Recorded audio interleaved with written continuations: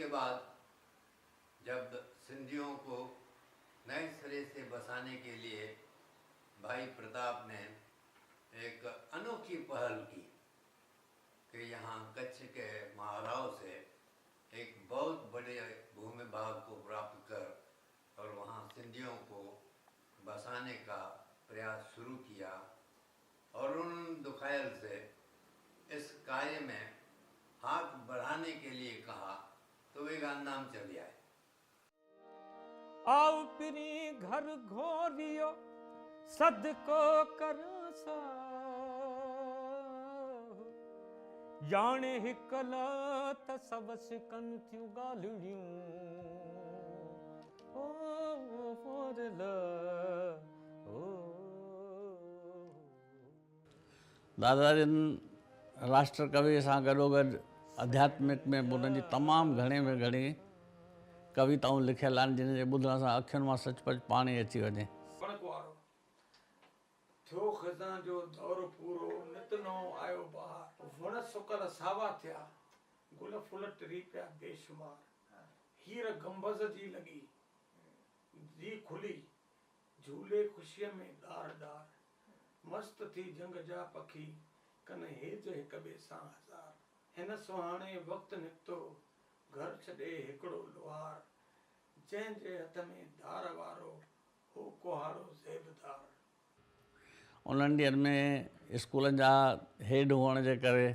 असांखे श्रमदान करण लाइ हरिजननि जे कॉलेज में वठी हलंदा हुआ,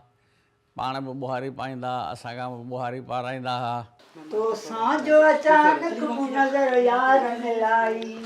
दिलि पंहिंजे हथनि सां मूं पहिरीं पाण फुराई तंहिं ते तो चवे तंहिं कर मोहबत न कंदसि मां दस्तूर खां ज़्यादा काइनायत न कंदसि मां मूं शान लुटायो तो सजण यार जे सदके सीरीन सजादू करे गुफ़्तार जे सदके तंहिं ते तो करे तंहिं करे इनायत न कंदसि मां दस्तूर खां ज़्यादा काइनायत न कंदसि मां। अगर गांधाम देखना है तो दो चीज़ें अवश्य देखना,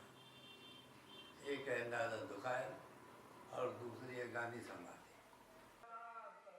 मालिक तुंहिंजा सतगुर तुंहिंजा लख थोड़ा लाहे न पुॼामा हिकु थोरो लाहे न पुॼामा हिकु थोरो मालिक तुंहिंजा सतगुर तुंहिंजा लख थोड़ा लाहे न पुॼामा हिकु थोरो लाहे न पुॼामा हिकु थोरो। मैं मेरे बड़े भाई के साथ दादाजी का जो अभी दादा दुखायल का घर है वहाँ मिलने गई और दादा सेटी पर बैठे हुए थे, सफ़ेद खादी के कपड़े पहने हुए और टोपी पहने हुए। जैसे अंदर घुसी तो मेरा मन नमस्ते तो मैंने की, लेकिन मुझे हुआ कि मैं उनके पाँव छूं। और मैं उस समय केवल 21 साल की छोटी सी एक लड़की थी, राजस्थान से आई हुई। और जैसे ही मैं उनको पाँव छूने गई तो उन्होंने मुझे गले लगा लिया और कहा, बेटा तुम तो गले लगो, तुम तो हमारी बेटी हो। और फिर जब जैसे जैसे मैं उनके से बात करती गई तो मुझे लगा कि जिन्होंने इतनी पदयात्राएं की, इतनी स्वतंत्रता सेनानी का काम किया और पाकिस्तान में वो एक आदर्श शिक्षक के रूप में काम करते थे, ऐसे व्यक्ति से मैं मिल रही हूँ तो मुझे अपने ऊपर बहुत गर्व हुआ। वे